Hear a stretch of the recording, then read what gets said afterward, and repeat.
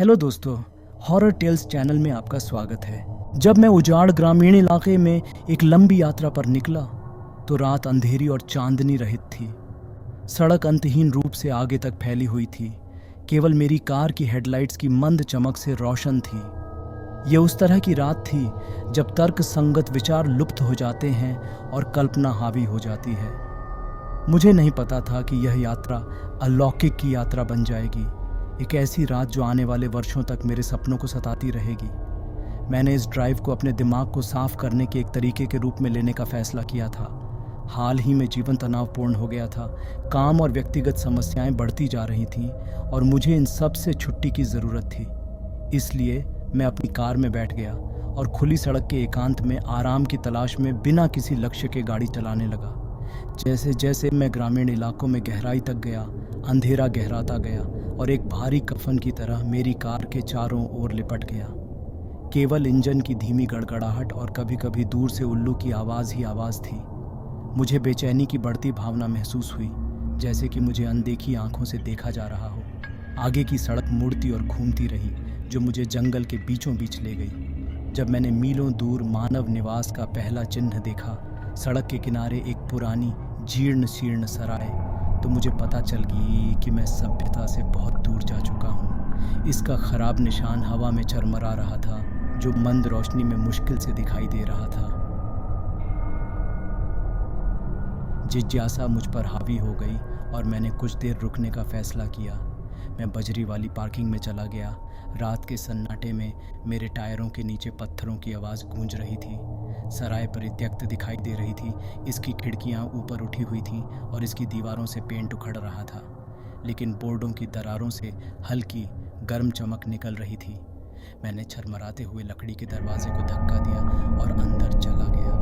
हवा में नमी थी और फर्श बोर्ड मेरे वजन के नीचे कराह रहे थे।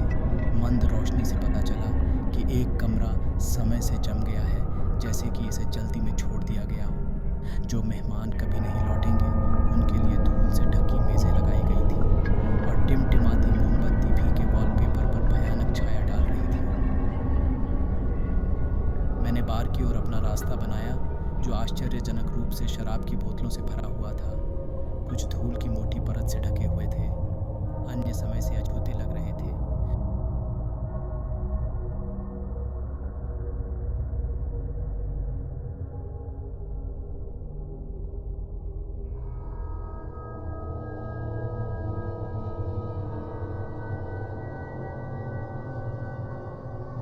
जैसे ही मैं सोच में खोया हुआ था, मैंने एक आवाज़ सुनी जिसने मेरी रीढ़ को कंपा दिया।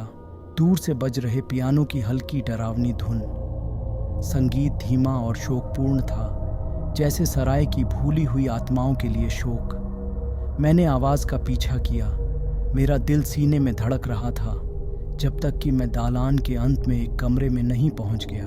दरवाज़ा थोड़ा सा खुला हुआ था और ऐसा लग रहा था जैसे संगीत अंदर से आ रहा हो। मैंने उसे धीरे से धक्का देकर खोला, जिससे एक छोटा मंद रोशनी वाला कक्ष दिखाई दिया।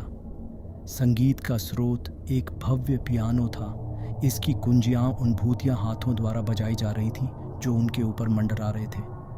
मैं विस्मय और आतंक से देखता रहा जब चाबियां अपने आप हिल गईं, जिससे एक डरावनी धुन पैदा हुई जो मेरी आत्मा में समा गई।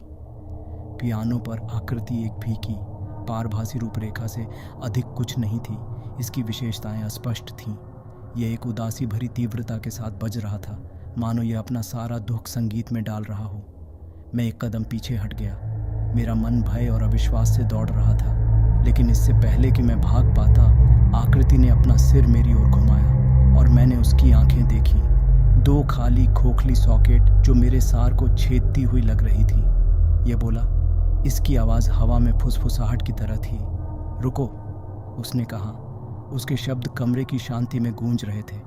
रुको और मेरी कहानी सुनो। मैं अपनी जगह पर जम गया था। अपनी आंखें उस वर्णक्रमीय आकृति से हटाने में असमर्थ था। उसने बोलना शुरू किया। उसकी आवाज़ गहरी, स्थायी उदासी से भर गई। मैं बहुत पहले यहाँ सराय का मालिक था। ये शुरू हुआ जब यात्री इन दरवाज़ों से गुजरते थे तो मेरा जीवन खुशी और हंसी से भर जाता था। लेकिन एक दुर्भाग्यपूर्ण रात इस जगह पर एक भयानक तूफान आया।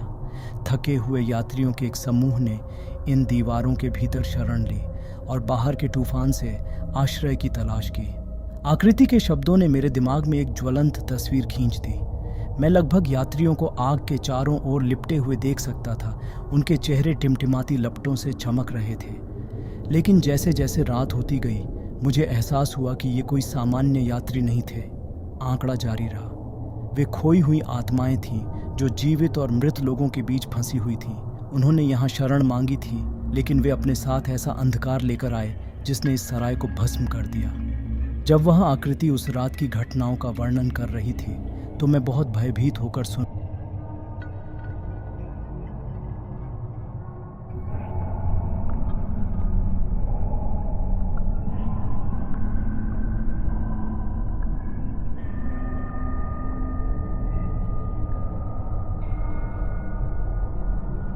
अंत में आकृति ने निष्कर्ष निकाला, आत्मा ने हम सभी को ले लिया।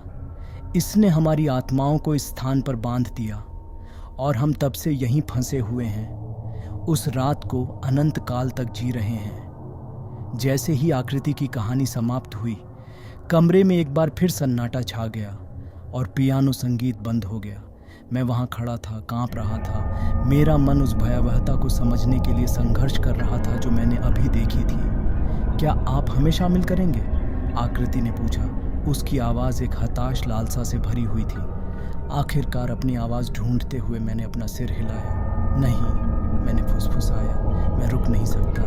इतना कहकर मैं मुड़ा और कमरे से, सराय से बाहर और वापस अपनी कार की ओर भाग गया। मैं उस शापित जगह से तेजी से दूर चला गया। मेरा दिल जोरों से धड़क रहा था और मेरा दिमाग उस मुठभेड़ से घबरा रहा था। रात की घटनाओं ने आने वाले कई वर्षों तक मेरे सपनों को सताया। अंधेरे में छिपी अलौकिक भयावहता की लगातार याद दिलाती रही। मैंने सराय की वास्तविक प्रकृति या उस पर दावा करने वाली द्वेषपूर्ण आत्मा के बारे में कभी नहीं जाना, लेकिन मैं एक बात निश्चित रूप से जानता था। मैं उस रात मौत से भी बदतर भाग्य से बाल बाल बच गया था और मैं पियानो की भयावह धुन को कभी नहीं भूलूंगा, या उस आकृति की खाली खोखली आंखें जिसने इसे बजाया था। अगर ये कहानी आपको पसंद आई हो तो वीडियो को लाइक और शेयर करें और चैनल को सब्सक्राइब करना ना भूलें। धन्यवाद।